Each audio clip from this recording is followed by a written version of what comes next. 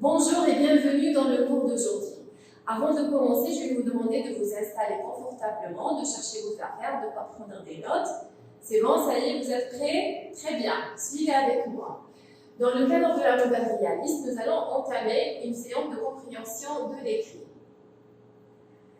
Observez bien ce texte devant vous. Donc, nous avons le titre ici en haut, une aventure inoubliable. Ce texte est écrit par Kamara Lai, tiré de l'ouvrage L'Enfant Noir, 1953, édité par la maison d'édition Librairie Plan. Très bien. Pour ceux qui ont déjà assisté à ce cours, rappelez-vous, il s'agissait d'une aventure d'un enfant qui était en train de jouer près de l'atelier de son papa, et puis soudainement un serpent qui rampait autour de la case s'approche de ce petit garçon, et grâce à l'apprenti du papa, ce garçon a été sauvé à la fin. Une aventure inoubliable.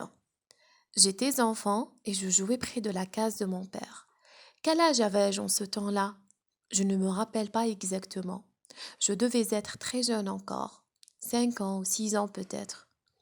Ma mère était dans l'atelier, près de mon père, et leur voix me parvenait rassurante, mêlée à celle des clients de la forge. Brusquement, je cessai de jouer. Toute mon attention était captée par un serpent qui rampait autour de la case. Je ramassai un roseau et l'enfonçai dans la gueule du reptile. N'allait-il pas se sauver? Il ne se dérobait pas. Il avalait le roseau sans difficulté. Il se rapprochait de ma main qui ne lâchait pas prise. Je riais. Je n'avais pas peur du tout. À l'instant, Damanila des apprentis sortit de l'atelier et presque aussitôt je me sentis soulevée de la terre. J'étais dans les bras d'un ami de mon père. À l'intérieur de la forge, ma pauvre mère pleurait et demandait à mon père si le serpent m'avait mordu. Il lui expliquait que la bête ne m'avait pas touché. Kamara Lai, L'Enfant Noir, 1953, Librairie Plomb, texte adapté. Très bien. Maintenant, je vais vous demander de repérer les verbes qui sont conjugués dans ce texte-là.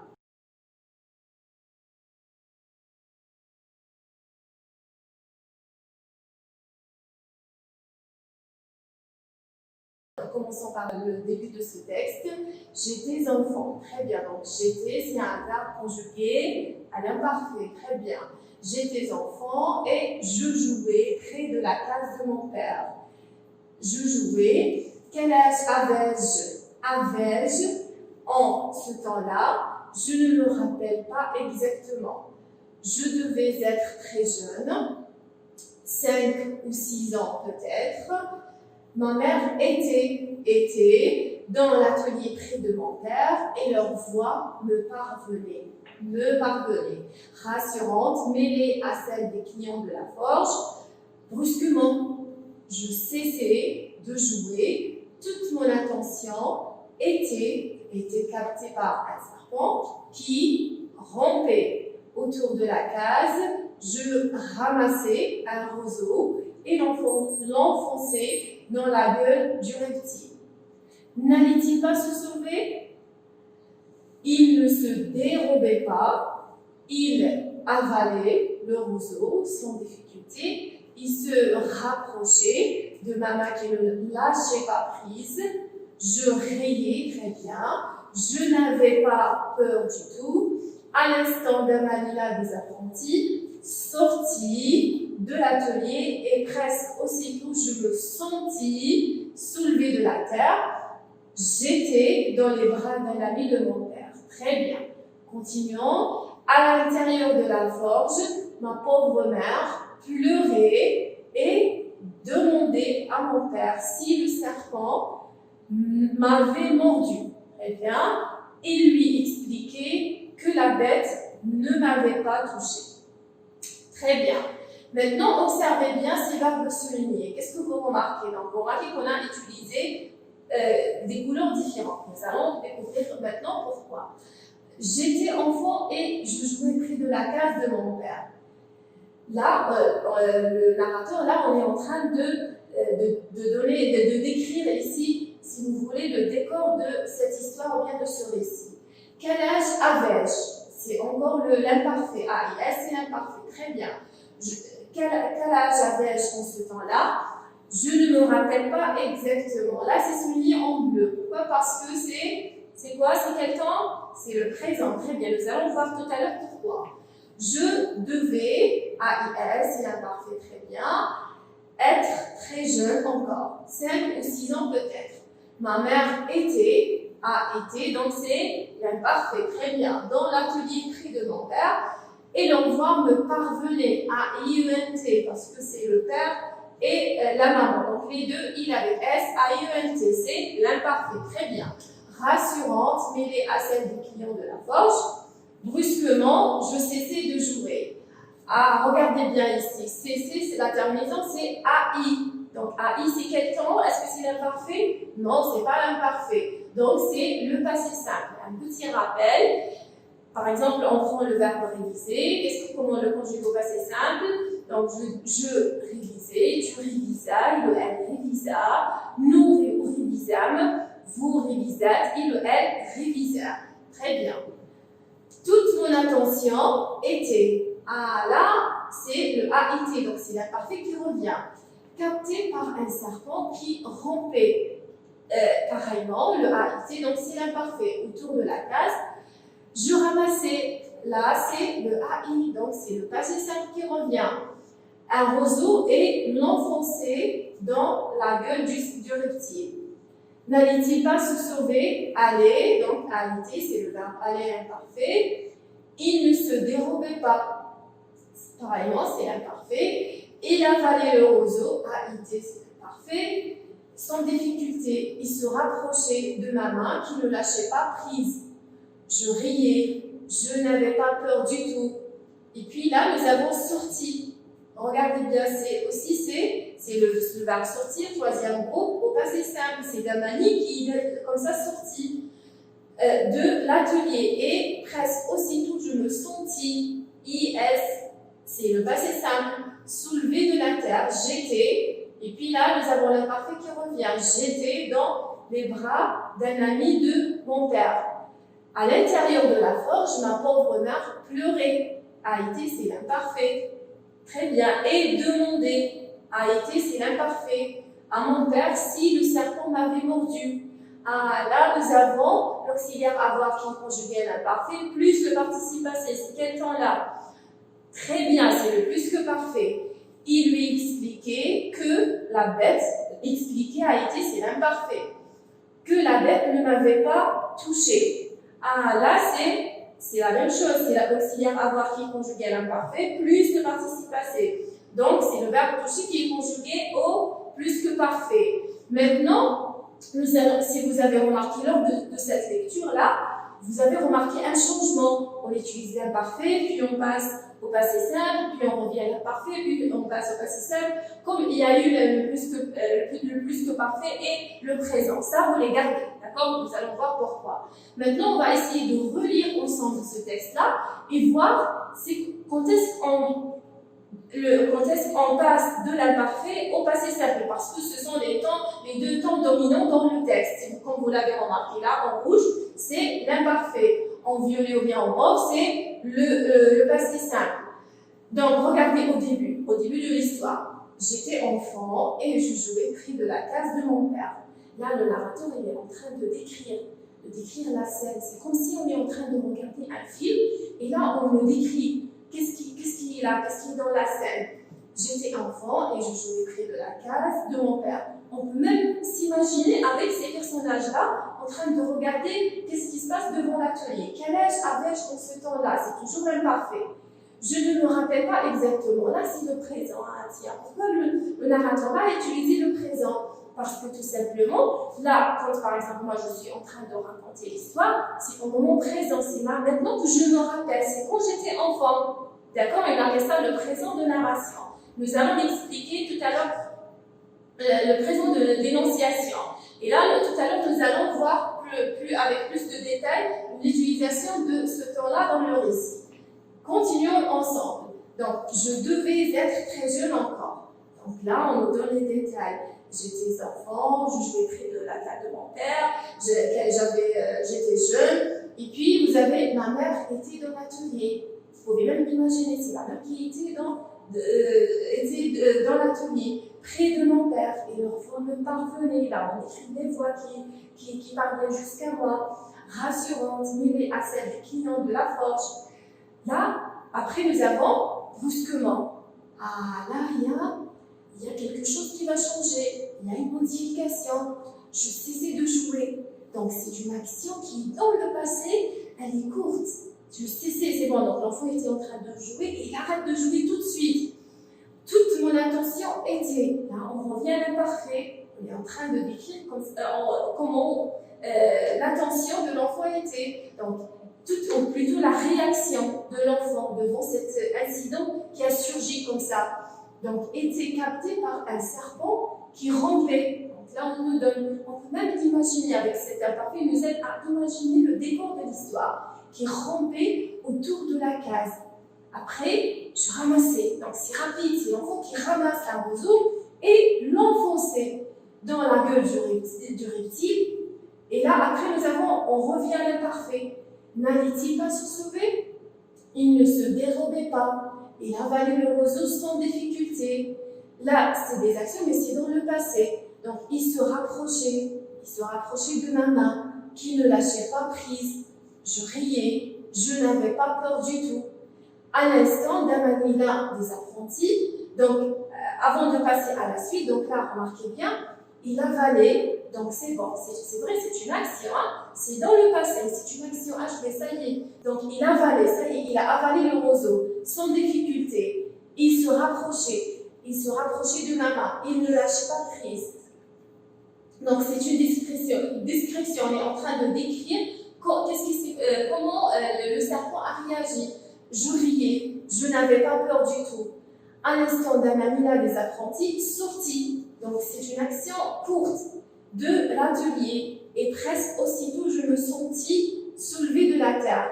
J'étais dans les bras d'un ami de mon père. Donc là, vous allez me dire, là, nous avons quand même là, on parlait des actions. C'est quoi la différence? La différence, c'est qu'au passé simple, ce sont des actions courtes et brèves. Mais par contre, là, l'imparfait, ce sont un petit peu longs. Donc quand on avale, on prend un petit temps pour avaler, c'est pas tout de suite, c'est pas comme sortir, ramasser, enfoncer. D'accord?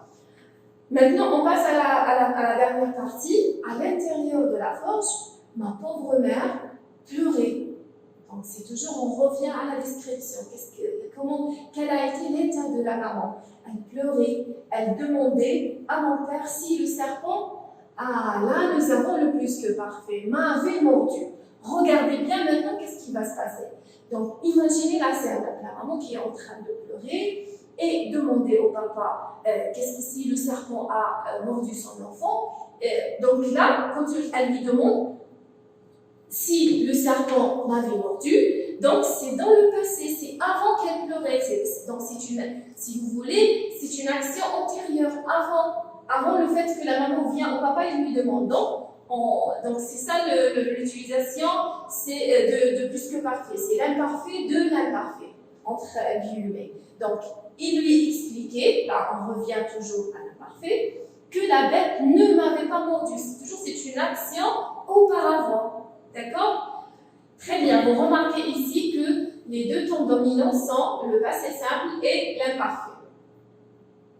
Nous allons voir ici les caractéristiques de chaque temps. Ici. Donc nous avons le passé simple. Il est utilisé comme temps de narration pour évoquer une action ponctuelle qui s'est déroulée dans le passé. Il s'emploie pour évoquer le premier plan d'un récit, c'est-à-dire les actions principales, celles qui font avancer l'histoire. Et le passé simple aussi exprime des actions achevées, terminées, délimitées dans le temps avec un début et une fin, et qui ont eu lieu à un moment précis. Donc, on récapitule. Donc, c'est le passé simple, il est utilisé pour évoquer le premier plan, c'est-à-dire le plan des actions, et ces actions-là sont achevées, délimitées dans le temps, et à un moment bien précis tout ça dans le passé. Maintenant, l'imparfait. Donc, l'imparfait, il s'emploie pour évoquer l'arrière-plan. Là, c'est le premier plan, mais là, c'est l'arrière-plan, c'est le décor d'un récit. c'est-à-dire la narration d'actions secondaires qui ne font pas avancer l'histoire. Il exprime des actions inachevées qui ne sont pas terminées à ce moment-là. Ils sont plus rares pour exprimer des habitudes, des actions qui se répètent et pour décrire le décor et l'atmosphère. Des habitudes, par exemple, je me réveille tous les matins. Donc ça, c'est une habitude qui se répète dans le temps. Donc, récapitulons ensemble. Donc, l'imparfait, c'est le temps de l'arrière-plan, du décor. L'imparfait, donc, ce sont des actions inachevées. Donc, la narration de ces actions-là secondaires qui ne font pas avancer l'histoire, c'est la description du décor ou bien de l'atmosphère. Et aussi, ces actions-là, elles sont inachevées, c'est-à-dire elles ne sont pas terminées au moment de l'histoire. Et ce sont des actions répétées, d'habitude, et ce sont des actions simultanées qui se passent au même moment. Le passé simple maintenant, c'est le temps employé sur le premier plan, c'est le plan des actions. Donc, il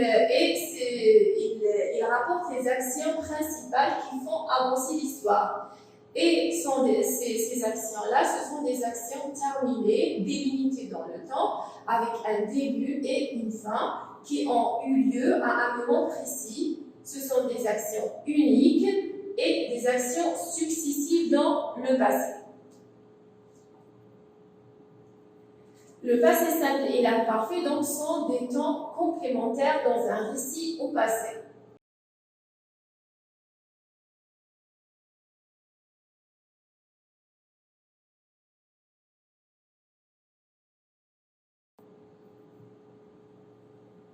Maintenant, on revient au présent d'énonciation. Rappelez-vous dans le texte, donc le narrateur a utilisé « je ne me rappelle pas exactement ». Ici, le verbe est conjugué au présent. Pourquoi? Parce qu'il correspond à une action qui a eu lieu au moment où l'on parle. D'accord? C'est quand l'auteur nous racontait l'histoire, il était en train de raconter l'histoire, c'est à ce moment-là qu'il a dit « je ne me rappelle pas exactement ». Et nous avons ici vu à la fin aussi, c'est-à-dire la mère demandait au papa si le serpent ne m'avait pas mordu. Donc, ne m'avait pas mordu. Après, il lui explique et il ne m'avait pas touché. Donc là, nous avions le plus que parfait. Donc là, le plus que parfait, il indique un fait passé. Ce fait est antérieur, c'est-à-dire c'est avant. C'est l'imparfait de l'imparfait. Il est antérieur à un autre fait passé, lui aussi. Très bien. Maintenant, je vais vous demander de conjuguer les verbes entre parenthèses autant qu'il convient. Donc, vous allez utiliser soit l'imparfait pour des actions inachevées, qui sont utilisées pour décrire l'atmosphère ou bien le décor, ou bien vous allez utiliser le passé simple pour des actions achevées, précises, qui avancent les actions de l'histoire. Vous avez ici le texte, le bruit, le verbe régner sur la place, les gens, le verbe s'approcher, des cages, mais le verbe regarder, le verbe regarder les oiseaux qu'un bref instant, et le verbe se disperser aussitôt, puis d'autres le verbe succéder, soudain, donc là vous avez soudain, le verbe être, le miracle, un jeune homme d'une vingtaine d'années, le verbe venir, s'arrêter devant les cages, le verbe avoir, les épaules larges, des sourcils foncés et ses cheveux noirs luisants, le verbe retomber en boucle sur son front haut, les mains sur les hanches, le verbe fixer, un moment, les oiseaux avec lenteur, le verbe tirer, de sa poche une bourse brodée de bleu, et le verbe demander, ils valent combien ces oiseaux? 2,5 livres la pièce. Le verbe dire sous les mains.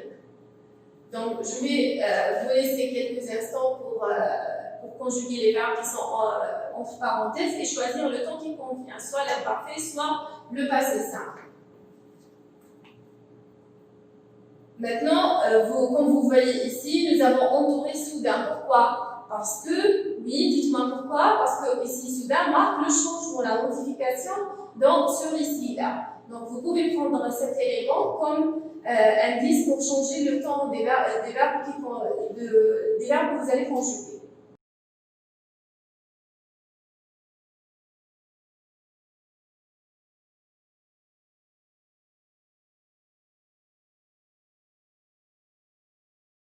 Maintenant, nous allons corriger ensemble. Le bruit régnait, très bien. Donc là, nous avons conjugué le verbe régner à l'imparfait. Pourquoi? Parce que là, on est en train de décrire. Donc le bruit régnait sur la place. Les gens s'approchaient. Très bien. À irriter. Des cages, mais ils ne se regardaient, les oiseaux, qu'un bref instant et se disperser. À irriter. L'imparfait aussitôt. Très bien. Donc là, on est toujours dans la description. Puis, d'autres leur succédaient, A-I-E-N-T, très bien. Soudain, là, faites attention, ce fut, très bien, c'est le passé simple, c'est pas ce fut, c'est pas l'imparfait. Donc, soudain, ce fut le miracle. Un jeune homme d'une vingtaine d'années vint, donc c'est toujours le passé simple, s'arrêter devant les cages. Il avait, donc là, on est revenu à l'imparfait. Il avait les épaules larges, donc on ne peut pas dire il eut les épaules larges. Donc, il avait les épaules larges, des sourcils foncés et ses cheveux noirs luisants retombés. A-I-E-N-T-C, l'imparfait. Très bien. On boucle sur son front haut, les mains sur les hanches. Il fixa. Donc là, on revient au passé simple. C'est une action achevée, bref, dans le passé. Il fixa un moment, il fixa les oiseaux.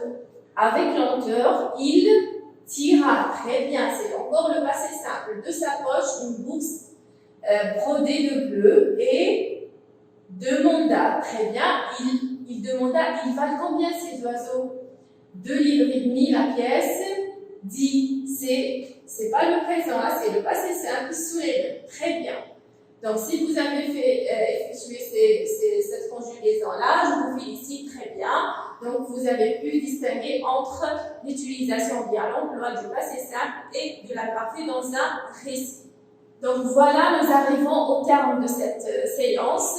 Je vous remercie de votre attention et je vous dis à la séance prochaine.